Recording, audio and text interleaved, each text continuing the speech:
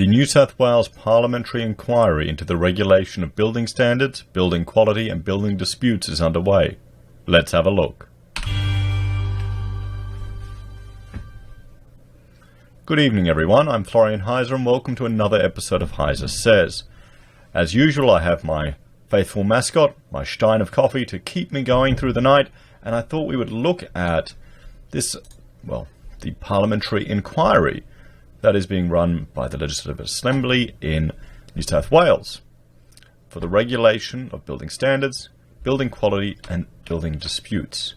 What I'll do is we'll jump over to their website here and we'll have a look. So we've got the members.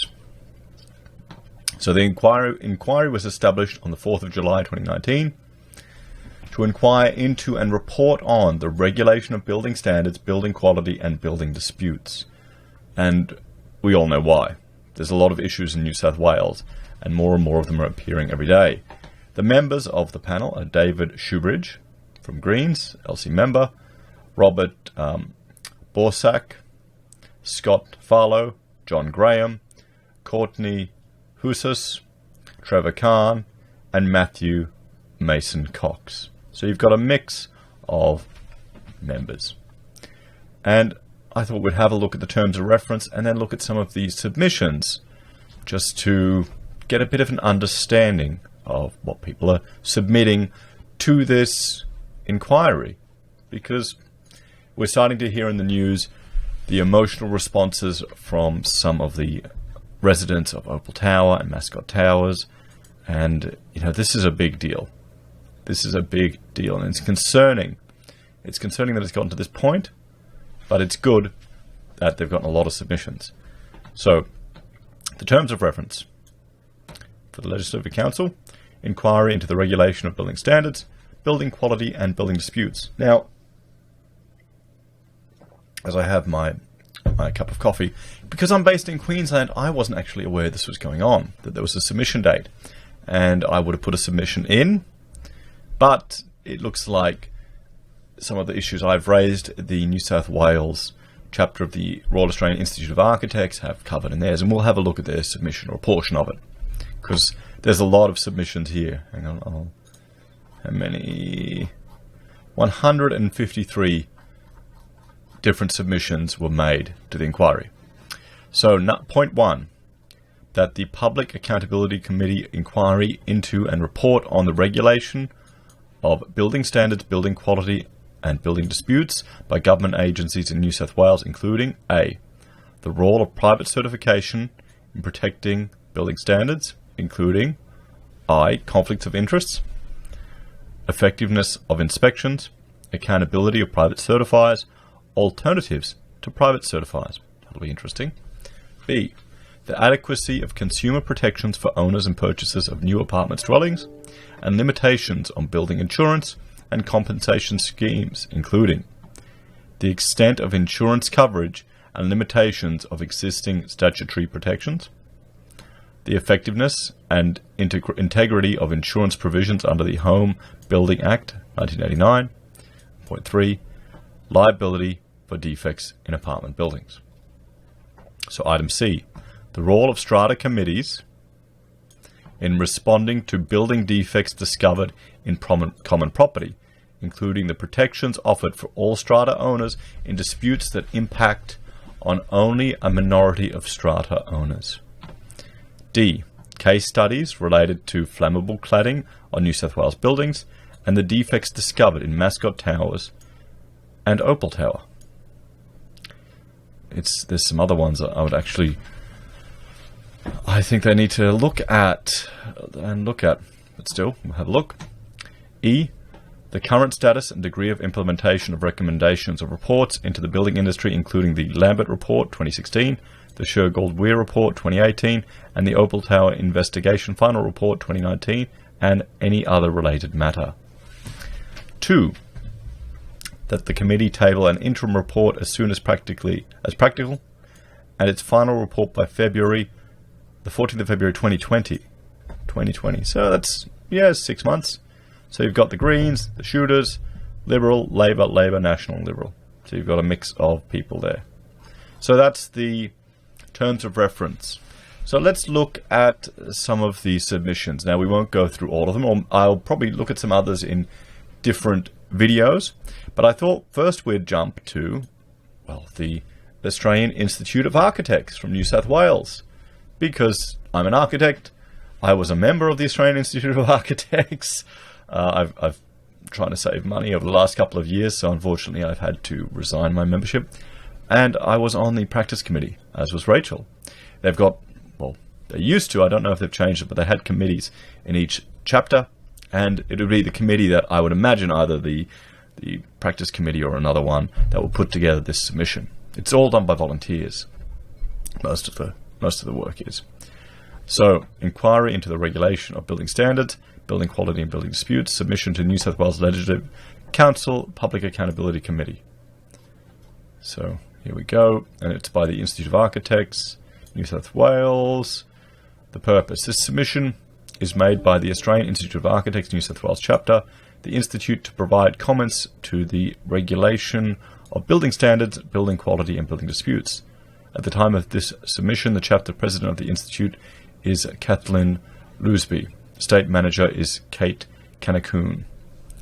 And they've got some information here about the Institute of Architects, just the fact that it represents around 11,000 members. I wonder if that's still the same. And we'll skip through here. Summary of their recommendations. So we'll go through this. Summary of the recommendations. I think that's going to give us a good overview. Require people that undertake design work to state that their works, plans and documents comply with the BCA, or identify if there are any exclusions. B. Require building contractors to declare that the building is built in accordance with the plans and documentation and that the construction work complies with the BCC. That's the Building Code of Australia. I'll just zoom in. There we go. I mean, cool. Yeah, that's good saying that. What can happen with this requirement, and I've had this before, where the builder will send you as the architect a letter and want you to sign it to say that it's been done like that. And you can kiss my ass if you think I'm going to sign a letter like that, particularly if I haven't supervised the site. So, you know, some of these things will create more paperwork, and you've got to be very vigilant. You've got to know when to be a bastard and say no. But, you know, it's good. The builder should be doing that anyway. C. Require a higher level of documentation than is presently provided before building work commences. Okay, now that, I would argue, has to do with fees. Documentation quality is nowhere near what it used to be. You can look at all documentation. I'm talking architects in all professions, but primarily my experience is in architecture because I'm an architect, and it just comes down to how much money you get paid. Honestly, when, you know, I will put a fee in and a huge firm come in, half my fee, and I'm cutting to the bone, you know, how are they doing it? They're either offshoring the work or they're cutting quality. We would get to a point where we were working on commercial high, you know, quality retail fit outs, you know, and the retail sector, that was insane how cheap it was, how cut to the bone it was, the documentation.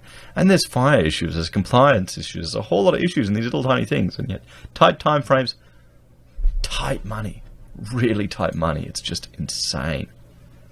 And some of the bigger jobs too, it's just as bad. So D, introduce a registration scheme for people offering design services based on their level of education, skills and competencies. E, register or license all practitioners who are accountable for aspects of the building quality, including tradespeople. F, register professional engineers in a range of specializations, such as mechanical, structural, fire safety, and introduce a registration system for the building designer occupational category. Now, this is interesting because people have mentioned that in the comments. You know, why aren't you pushing for that, or why are you against that? I don't think that'll solve the problem. I don't think that will solve the problem. The issue is, here's the issue, it's when you're putting your team together, when the project manager is putting the team together, they need to ensure that the team that they're assembling is competent and professional to do the job. Okay, Opal Tower, Mascot Tower, I know Opal for sure, the engineering practice that was engaged for that work was registered in Queensland. How do I know that? Because I've gotten fee proposals from them. Okay? I've requested that information. Here in Queensland, we have engineering licensing. So they were licensed in another state. Frankly, I would like us to have national registration. I'm sick and tired of having to pay different bloody fees to do architectural practice in different states. I mean, right now we're only registered in Queensland. We've cut all the other states because we've stopped doing work around the country. We don't have any clients that are calling for that at the moment. But, you know, Rachel's registered as a non-practicing architect in New South Wales. So if we need to, we can tick it on again, but it's more money. So, you know, sure, professional engineers, yes, they need to be registered, but that won't solve all the problems that people are saying. I think it comes down to project management. Oh, and here we go. Here's the next one. Okay, it's good. So they're onto it. So license or register project managers and require them to hold specific qualifications or competencies and hold professional indemnity insurance and complete units of continuing professional development every year. They must also be accountable and be able to be deregistered through a thorough complaints and disciplinary system. Yes, okay. Well, there you go. That's kind of what I was leading to. I was highlighting the issues with the project management profession. Okay, great. Good work. Happy with that. Oh, wait, you can't see my tick. Hang on, I'll zoom out so you can see my tick. There we go. There. Yeah, so, I mean, that is a big issue. If you've worked with project managers that have come from non-construction backgrounds and tried to apply that to construction, sure, methodology, you know, well, I didn't realize until I started studying the PMI, the Project Management Body of Knowledge. When you go through that and you look at what their body of knowledge is, and you work with all these cowboys that call themselves project managers and don't do anything in their own body of knowledge, it's just nuts. There's a lot of shonky ones out there. And they get paid a lot. I'm sure a good one is worth their weight in gold. So, H. Require practitioners to have a minimum qualification or competency assessment, mandatory CPD, a fit-for-purpose person test, mandatory PI insurance, and ongoing accountability for practitioners' roles in decision-making in registration systems. Similar to what architects... It sounds like a lot, but you know, as an architect, we have to do all that anyway. I. Only use the term building designer to apply to the separate occupation category. See, they want to separate building designers from architects because there's a level of difference in our education. J. Appoint a building commissioner to act as the consolidated regulator for building in New South Wales with a broad suite of powers to monitor buildings and building work so that they can take strong compliance and enforcement action. K. Introduce a holistic, I'll zoom back in again. Introduce a holistic, independent inspection and certification regime. This should provide independent oversight of construction techniques and oversight of adherence to codes, standards, and council approvals. This can be delivered by an on-site independent inspection regime that includes a clerk of works and an on-site architect. There you go. I like that idea too, particularly the clerk of works. That's a good idea too. On-site architect. Yeah, why not? That's good. That's a really good idea. So you can tell they've put together a good proposal, or they've got a good team of experienced architects that worked on this. L. Direct stronger regulation to higher risk areas such as complex, mid-rise or multi-story buildings with a graduated regulatory system is required. What is sufficient for Class 1 and 10 buildings is not sufficient for Class 2 and 9. Now, Class 1 and 10 are normal residences, houses, and garages. That's essentially what a Class 1 detached house. Class 10, a garage, you know, shed on a house. Class 2 and 9, everything else. Everything else. And, you know, the complexity in working on a Class 2 to 9 building is very different from a Class 1 to 10. Often the skills can't transfer over from one to the other. So M, review the appropriateness of the model of development that allows developers to use special purpose vehicles, single purpose companies. Yes, that's another issue. The Phoenix companies we saw in recent liquidations of developers, how many, every single development had its own company, every single one. Sure, let them do that, but has to be signed by a personal guarantee of the director. What do you reckon? So, bring developers into the regulatory regime with a statutory duty of compliance. That's interesting.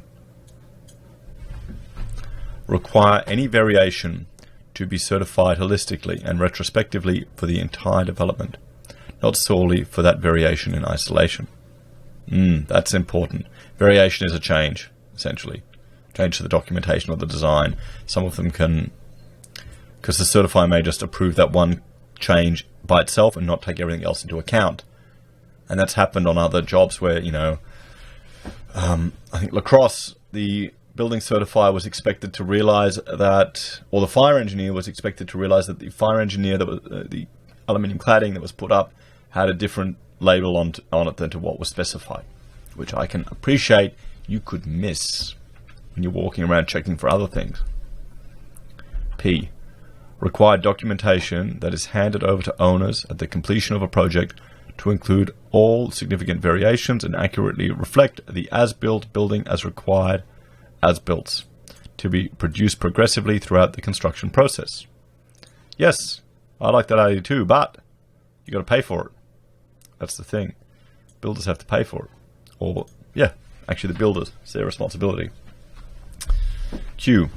Introduce a statutory requirement that residential apartment buildings be built in accordance with detailed documentation. Now that sounds like an obvious thing to say, but the problem is you'll have a design and construct where you have just limited bare bones documentation, and it'll be handed over to the builder and they'll do it themselves. And then the person finishing off the documents doesn't have a direct communication to the developer or to the client. Or they just won't build it properly. Or they won't even document it properly. R. Require a thorough level of documentation at the complying development certificate, CDC, construction certificate stages. Yeah, good idea. S. Increase quality control over design and construct innovative approaches to building that typically preference reductions in time and cost, e.g. value engineering and substitutions. I'm critical of design and construct in general for these type of buildings. T. Ensure adequate time is given to design compliance review. Yes, that's just the frustrating thing with being a designer when you're taking on this level of responsibility, when your time frame is like nothing. It's tiring, and that's how mistakes can get made. U. Clearly define the basic roles and accountabilities of all building practitioners, especially the role of the consultants. V. Implement a management system for outsourced detail designing to overseas operations to ensure compliance with the BCC. Yes, I mean, I don't know how the government's going to do that. I would actually expect the Institute of Architects to kind of step up and berate their members about that, but then again, it's to do with individual practices. Do you want the state to ban that? Because I know big firms that sit on these panels that have brought in people from Vietnam to work here in Brisbane, or send all the work over there. And they're the same ones that will get students here to work for free. So, anyway, that's the fun and games of it. Fun and games of the profession, guys. W. Make the author of variations driven by value engineering both identifiable and accountable for their decision. Yes. X. Define the role, accountability, and liability of project managers. Yes, that's a really good one. Particularly if you're interested, guys, look at the PMI BOK, PMI BOK, and have a read through that. Because once you go through that, particularly if you're an architect or you're working in the game and you realize what a project manager should do, what their actual job is, and then what little some of them have done, where they haven't managed their risk, where they haven't given you the proper project definition plans, where they haven't gone through the actual methodology that they're meant to, then you'll be shocked. Why? Strengthen the competency of building contractors and require building contractors of all buildings to be licensed. Z. Ensure greater harmonization in compliance and enforcement systems with other jurisdictions. So I think that gives us a brief summary of their points and recommendations. What do you think, guys? Do you agree? Do you disagree? I think we will finish it there tonight, and we might look at some other recommendations later. Anyway, guys, thank you all very much. I'll link to this PDF as well if you want to go through it yourself in greater detail. Let me know what you think in the comments. Do you think these are good suggestions? Do you think they're bad ones? Do you have some others? Have you made a recommendation to the inquiry? Anyway, thanks for watching. Like, share and subscribe, and I'll see you all next time. Bye for now.